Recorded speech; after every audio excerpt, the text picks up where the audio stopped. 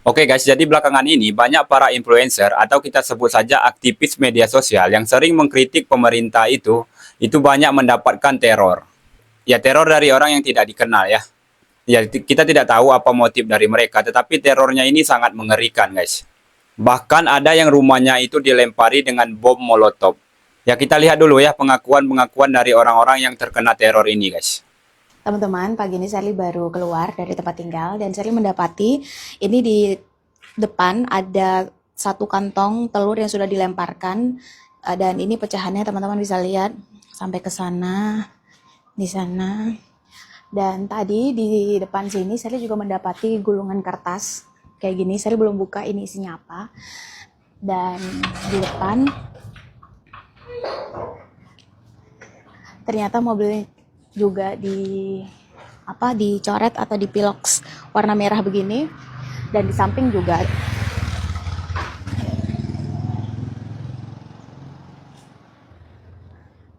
Nah, kita coba lihat ini suratnya isinya apa. Kita coba buka ya.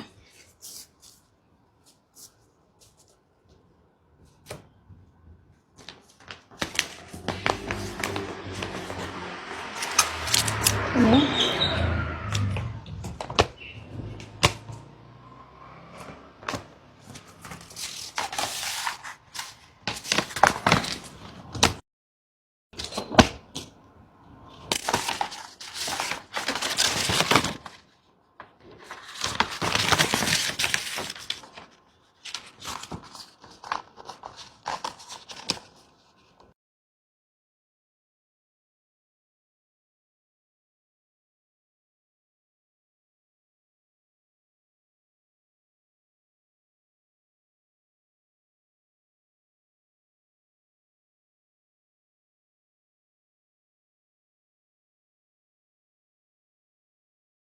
Halo masyarakat Indonesia, yap, gue pengen membenarkan bahwa ada tindakan teror secara luring yang terjadi kepada gue.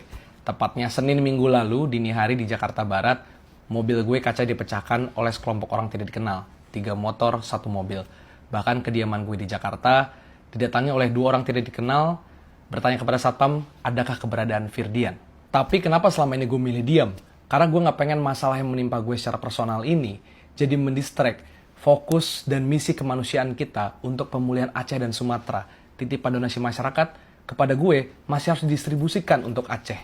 Tapi melihat serangkaian teror yang terjadi kepada sahabat-sahabat gue, konten kreator aktivis yang lain, ini perlu dibicarakan.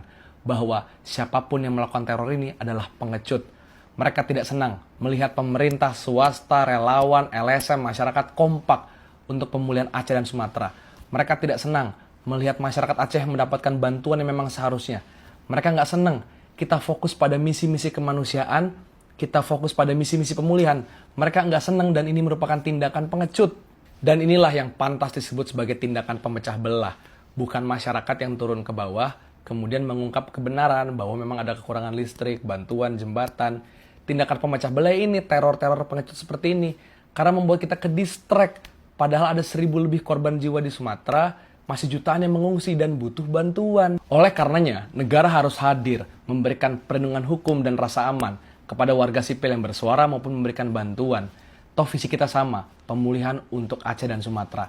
Jangan sampai tindakan pengecut dan juga pemecah belah ini mengganggu misi-misi kemanusiaan kita. Kita lagi kompak, kita lagi jadi bangsa yang besar dan harus terus begitu. Stay safe untuk masyarakat semuanya. Dan ingat sekali lagi, jangan sampai kebenaran di negeri ini dianggap sebagai keberanian, bukan. Kebenaran adalah kewajiban oleh siapapun orang yang menjadi bagian dari bangsa ini. Bukan keberanian, dia adalah keharusan. Semoga misi-misi kemanusiaan kita segera tuntas, Aceh segera pulih, Indonesia juga lekas bangkit kembali. Terima kasih semuanya. Hai guys, ini konten pertama gua di tahun 2026. Gua pengen ngucapin selamat tahun baru. Semoga tahun ini membawa keberkahan dan keselamatan bagi kita semua. Terus juga buat orang yang ngelempar bom molotov ke rumah gua, ya, mending lo itu belajar lagi kalau bikin bom molotov ya. Diketawain lo anak STM. Udah gitu abis ngelempar, lu lari kayak bocil dikejar anjing. Ya itu ya guys, kalau sudah seperti ini menurut saya ini harus ada tindakan dari negara ya. Apalagi sampai sudah melempar bom molotov. Ini bukan teror lagi, ini adalah ancaman pembunuhan menurut saya ya. Ya jangan sampai nantinya orang menganggap ini seolah-olah didukung oleh pemerintah ya. Padahal belum tentu ini ulahnya pemerintah atau mungkin Pak Prabowo tidak tahu soal ini ya guys. Ya untuk itu saya sangat mendukung jika aparat penegakan hukum itu mengusut tuntas soal ini. Apalagi soal pelemparan bom itu sudah terekam CCTV wajahnya ya. Dengan alat yang dimiliki oleh aparat penegakan hukum kita, saya rasa itu sangat mudah untuk dilacak siapa orangnya ya. Ya, untuk selanjutnya kita lihat apa pendapat teman-teman kita di media sosial dari berbagai kalangan. Banyak yang khawatir ini terjadi dengan orang-orang yang lain. Kemudian ada juga pendapat yang mengatakan apakah ini kemunduran demokrasi dan masih banyak pendapat-pendapat lainnya. Untuk itu langsung saja kita lihat video-videonya berikut ini guys. Kalian nggak pada ngeri apa ngelihat kondisi Indonesia sekarang? Kayak teror di mana-mana anjir. Dan buzzernya luar biasa cuy. Setiap orang yang ngupload itu selalu komen buzzernya tuh gila. Terutama untuk influencer-influencer yang besar ya. Kayak negara kita sekarang udah anti kritik banget. Sangat-sangat tidak menerima kritik. Aktivis-aktivis lingkungan pada ditangkap-tangkepin, yang ikut menyuarakan suara rakyat untuk yang bulan Agustus kemarin itu semua ditahan, dikasih di penjara. Kayak astagfirullahaladzim. Ini gue ketawa tapi gue ngeri coy. Nonton berita deh yang mencoba untuk menghalangi proyek pembuatan kebun kelapa sawit di Papua di penjara dengan tuduhan menghalangi kegiatan perusahaan kelapa sawit. Influencer yang menyuarakan suara-suara rakyat yang tertindas diteror dan dibuat untuk bungkam.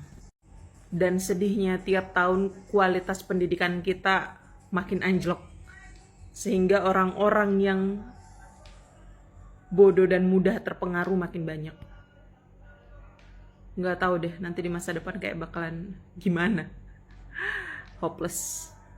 Belakangan ini, beberapa aktivis sosial media kayak si Firdian Aurelio, DJ Doni, terus ada Sheryl Sheinafita pada kena teror semua.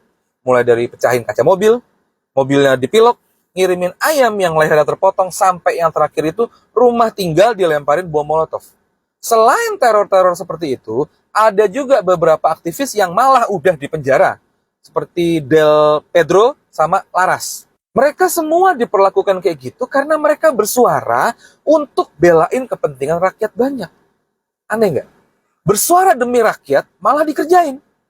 Apakah abis diteror kayak gitu mereka bakalan jiper? Kagak. Percuma diteror. Orang-orang kayak mereka nggak bakalan bisa dibungkam. Kalau kata senior gue, kita balik lagi ke tahun 90-an waktu Orde Baru berkuasa. Dan gue denger ada petinggi yang memanfaatkan situasi biar makin horor. Supaya keluar kesan Orde Baru bangkit di masa pemerintahannya Prabowo. Menurut gue, ini beneran ada musuh dalam selimut di lingkaran Presiden Prabowo. Orang-orang ini harus secepatnya diamputasi semua kewenangannya kalau Prabowo mau kekuasaannya selamat. Nah, siapa orang-orang itu? Gue yakin Prabowo udah tahu. Tinggal selanjutnya mau diapain. Apa lo? Menanggapi beberapa teror yang terjadi dan dikirimkan pada orang-orang yang kritis, yang kemudian sering bersuara di media sosial, ini sih sudah nggak aman ya. Sudah ada di fase kita perlu khawatir, mengingat hal-hal semacam itu bisa saja terjadi pada orang-orang di luar sana yang secara privilege apapun mereka nggak miliki.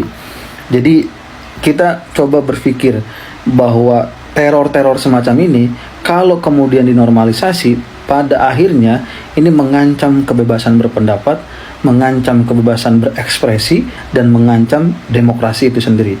Ini warning untuk para penguasa dan kemudian para masyarakat sipil di luar sana, termasuk saya pribadi, supaya kita jauh lebih aware lagi terhadap hal-hal yang mencederai semangat reformasi. Itu poinnya.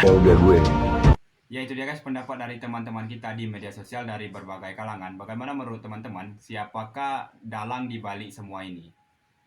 Benarkah ada kelompok yang memanfaatkan ini sehingga nantinya di era Pak Prabowo itu dianggap rezimnya otoriter? Ya kalau menurut saya agar tidak muncul spekulasi liar dari netizen, saya harapkan semoga aparat penegakan hukum cepat mengatasi ini agar nantinya tidak terlihat seperti ini ada pembiaran dari negara.